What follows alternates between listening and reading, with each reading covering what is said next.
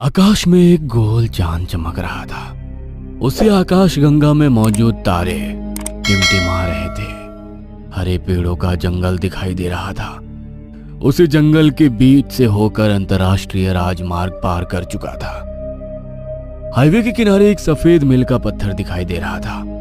उस पर एक नाम लिखा था, रायगढ़ 80 किलोमीटर। उसी मील के पत्थर पर एक कौवा आसमान से उड़कर नीचे आकर बैठ गया। कौवा सीधे सामने की ओर देख रहा था। कौवे की लाल लाल आंखें सामने अंधेरे में डूबा राजमार्ग देख रही थी।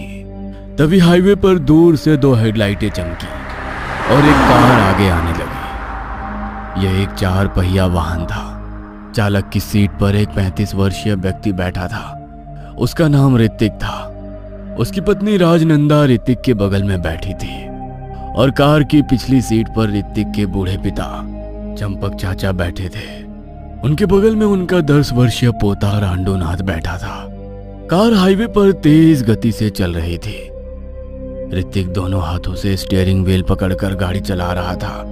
रायगढ़ 80 किलोमीटर दूर है, हम जल्दी ही पहुंच जाएंगे, ऋतिक ने कहा। तभी एक काला कौवा उड़कर कार के विंडशील्ड पर आया और उससे टकरा गया। इस अचानक हुई कार्रवाई के कारण ऋतिक ने कार पर से नियंत्रण खो दिया। कार डगमगाने लगी, कभी बाएं ओर मुड़ती तो कभी दाईं ओर। ऋतिक ने गाड़ी के ब्रेक दबाए।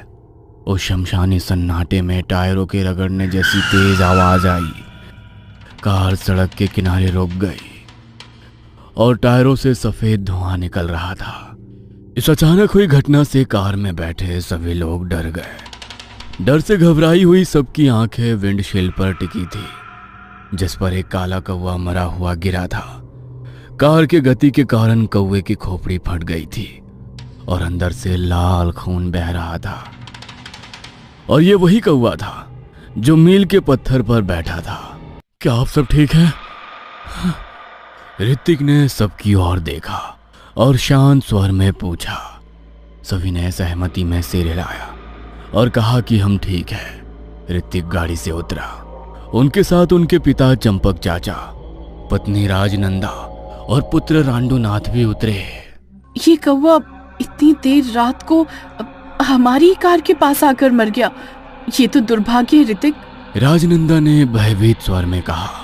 राजनंदा चुप रहो, अरे ऐसी कोई बात नहीं है, ऋतिक ने कहा।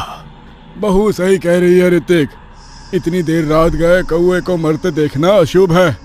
आगे चलकर हमारे साथ जरूर कुछ बुरा होने वाला है। उस कौवे की मौत एक चेतावनी है, चंपक चाचा ने बताते हुए कहा। लेकिन ऋतिक ऐसी बातों पर विश्वास नहीं करते थे। बस करो पापा, मैं इन चीजों पर विश्वास नहीं करता। जैसे ही ऋतिक ने ये कहा, उसने सड़क किनारे से एक छड़ी उठाई और खून से सने मृत कौवे को विंडशील्ड से दूर फेंक दिया। चलो कार में बैठो, हमें अभी बहुत दूर जाना है, ऋतिक ने कहा। सभी लोग वापस कार में बैठ गए, लेकिन राजनंदा और चंपक चाचा दोनों डरे हुए थे। उन्हें मन ही मन लग रहा था कि कुछ बुरा होने वाला है। 10 से 15 मिनट के बाद ऋतिक ने राजमार्ग के बाईं ओर एक सड़क देखी। सड़क के किनारे जमीन में गड़ा एक सफेद बोर्ड दिखा, जिस पर लिखा था, रायगढ़ शॉर्टकट। उसी सड़क पर एक तख्त के नीचे एक भिखारी खड़ा था। उसके बदन पर फटी बनियानी थी, नीचे फटी निक्कर, बाल बढ़े हुए थे, चेहरे पर लंबी दाढ़ी थी। उस भिखारी को देखकर कोई भी कहता, अरे ये तो IIT बाबा है। ऋतिक ने भिखारी के पास कार रोक दी। क्या भाई, ये सड़क कहाँ जाती है? ऋतिक ने भिखारी से पूछा। इस पर भिखारी ने अपनी लाल आंखें बड़ी कर ली और बाज की तरह मुस्कुराते हुए बोला, ये सड़क आपको वहां ले जाती है जहां आप जाना चाहते हैं। उस भिखारी ने गूढ़ स्वर में कहा। अच्छा, पर कहां? ऋतिक ने फिर से पूछा। ये सुनकर भिखारी की मुस्कान गायब हो गई और उसके चेहरे पर एक गहरी गंभीर अभिव्यक्ति फैल गई और उसने गंभीर स्वर में कहा, मौत।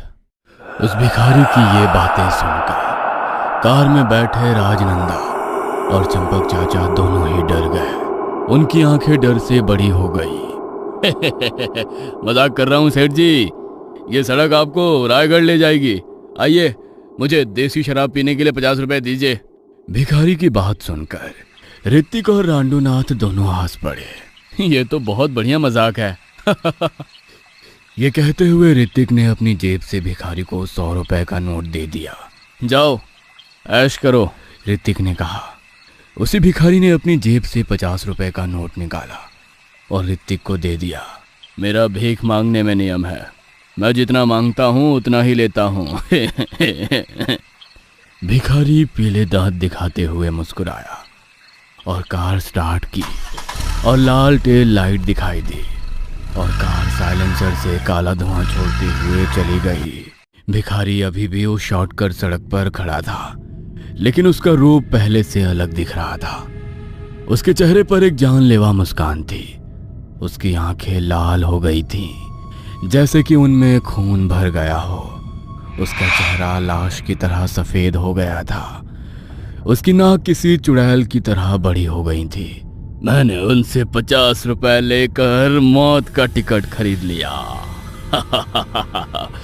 चकवा चकवा हूं मैं। वो भिखारी एक धोखेबाज छलावा भूत था। उसने ऋतिक की फैमिली को अपने जाल में फंसा लिया था। अब मौत का खेल शुरू होने वाला था। अचानक भिखारी का शरीर सफेद राख में बदल गया और 50 रुपए का नोट हवा में गोल गोल घूमता हुआ जमीन पर गिर गया और उस नोट के आगे कोई रास्ता या शॉर्टकट नजर नहीं आ रहा था। हाईवे पर ऋतिक की कार तेजी से दौड़ रही थी। ऋतिक, मुझे वो भिखारी बिल्कुल भी अच्छा नहीं लगा, राजनंदा ने कहा। राजनंदा? अरे वो भिखारी है, अंबानी नहीं। उसके कपड़े और पहनावे वैसे ही होते हैं, उसमें ऐसा क्या है जो डर लगे? ऋतिक ने कहा।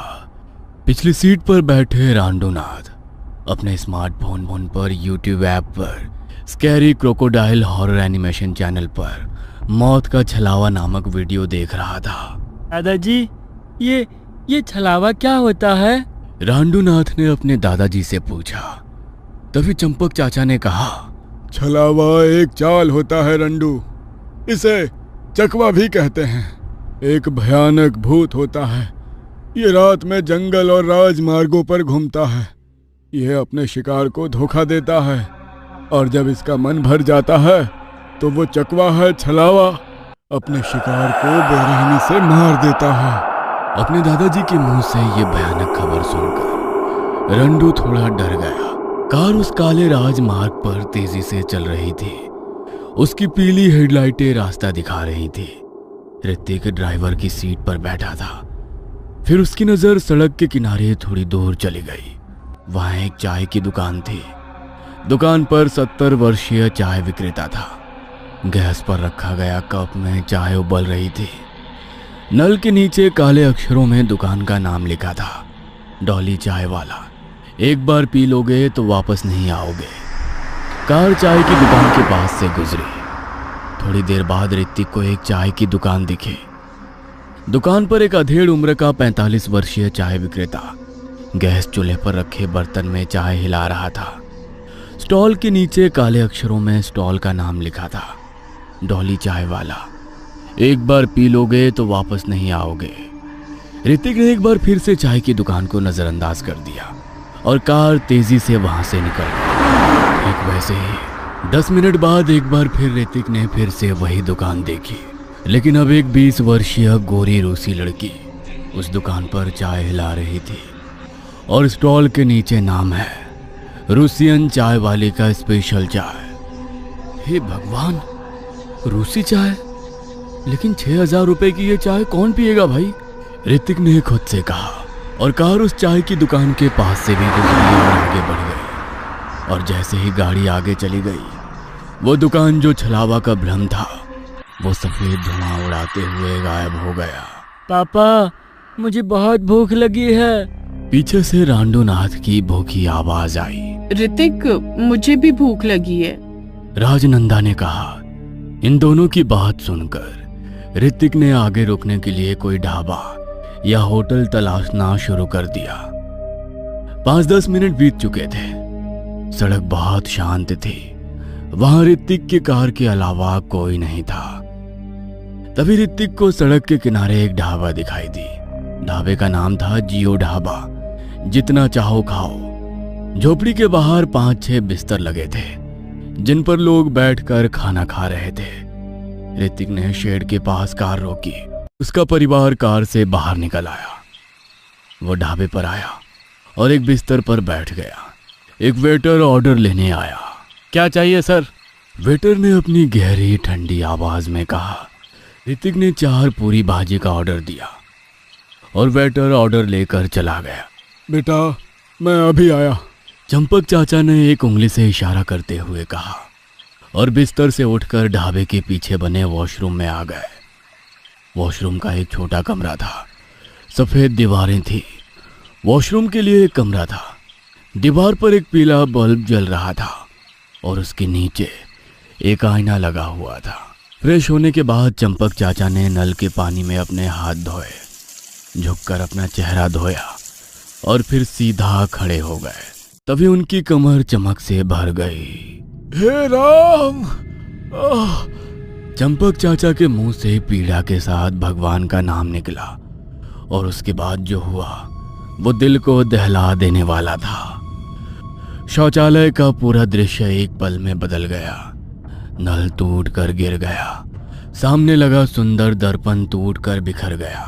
सफेद दीवारें बदरंग हो गई, मानो उस पर काली फफूंद लग गई हो और वो पीला बल्ब चटकने लगा। हे श्री राम! हे भगवान! क्या भ्रम है? क्या ये किसी प्रकार का धोखा छलावा है? हे भगवान, यदि कौवे की मृत्यु खतरे का संकेत है तो मुझे अभी जाकर सबको सावधान कर देना चाहिए। चंपक चाचा जल्दी से शौचालय से बाहर भागे। जैसे ही उन्होंने बाहर का दृश्य देखा, उनके पैरों तले जमीन खिसक गई। उनकी आंखें भय से फैल गई। उनके अंग कांपने लगे।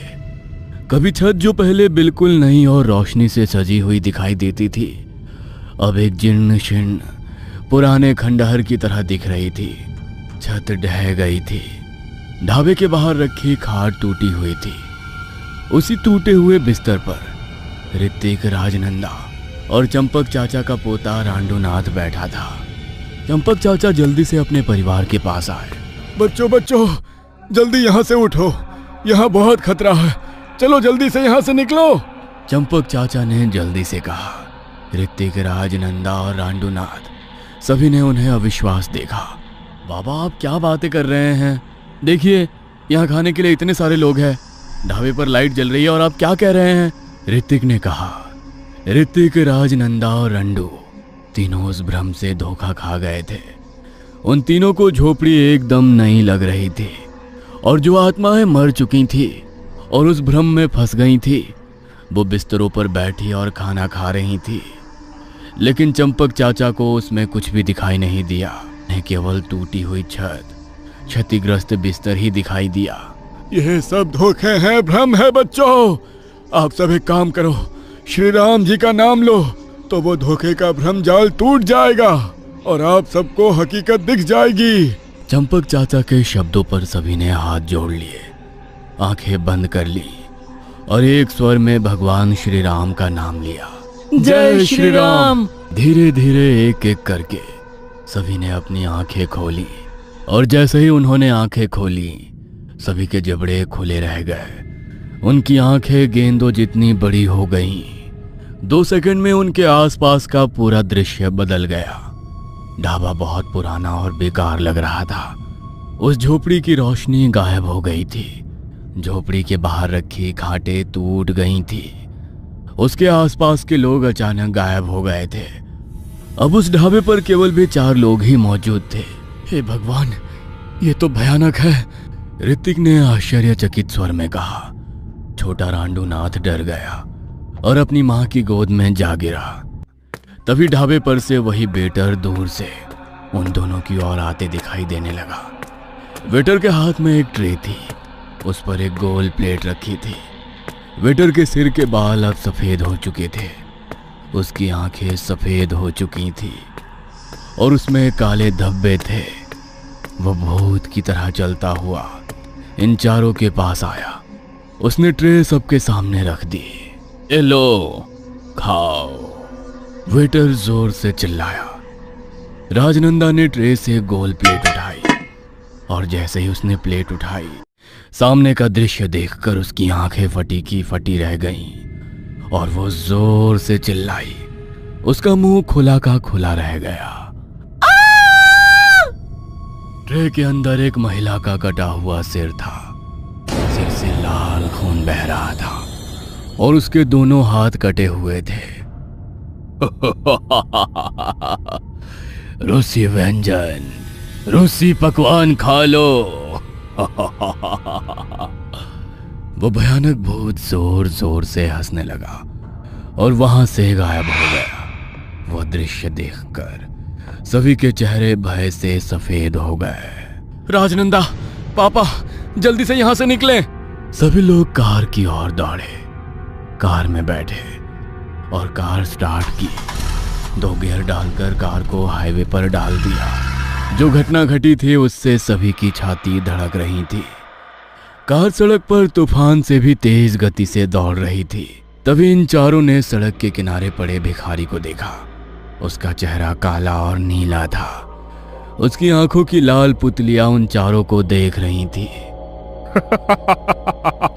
रुको, मुझे ले चलो, मुझे भी अंदर लो। ऐसा कहकर वो छलावा भूत उन चारों के पीछे भागने लगा। राजनंदा ने कार के साइड मिरर से पीछे देखा और कहा, गाड़ी तेज चलाओ ऋतिक, वो पीछे से आ रहा है। कार सड़क पर थी। वो भाग रही थी लेकिन उसे बाहर निकलने का कोई रास्ता नहीं मिल रहा था। वो छलावा कार के पीछे भाग रहा था, चुपके से इधर उधर घूम रहा था। वो कभी झाड़ियों में दिखता तो कभी गाड़ी के पास। वो हंसते हुए इशारे करते हुए इधर उधर दौड़ रहा था। देख, हमें धोखा दिया गया है। उस छलावे ने हमें पकड़ लिया है। अब कोई बचने का रास्ता नहीं है। पिछली सीट से चंपक चाचा बोले। पर कोई तो समाधान होगा पिताजी। राजनंदा ने तुरंत कहा। तभी ऋतिक को याद आया, कुछ समय पहले रंडू यूट्यूब पर स्कैरी क्रोकोडाइल चैनल पर छलावा एनिमेशन वीडियो देख रहा था। ओह बेटा, उस वीडियो को देखो, शायद इसमें छलावे से बचने का कोई उपाय हो। ऋतिक ने कहा।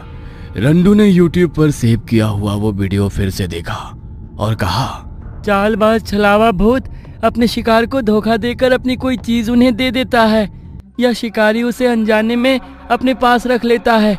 अगर आप उस चीज को जला देते हैं तो चालबाज छलावा भूत आपको छोड़ देता है। रंडू की बात सुनकर ऋतिक राव को उस भिखारी का दिया हुआ 50 रुपए का नोट याद आ गया।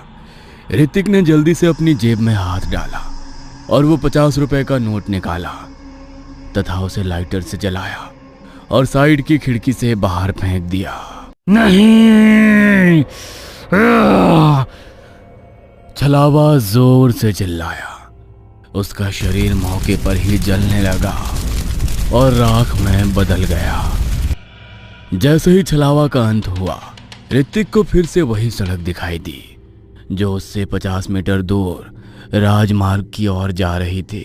ऋतिक ने जल्दी से कार को घुमावदार सड़क से हटाकर राजमार्ग पर ला दिया और उन चारों ने हाईवे पर कार रोकी और एक साथ पीछे देखा। तभी उन्हें अपने पीछे कोई सड़क नहीं दिखी। उनके पीछे केवल जंगल के पेड़ और झाड़ियां ही दिख रही थी।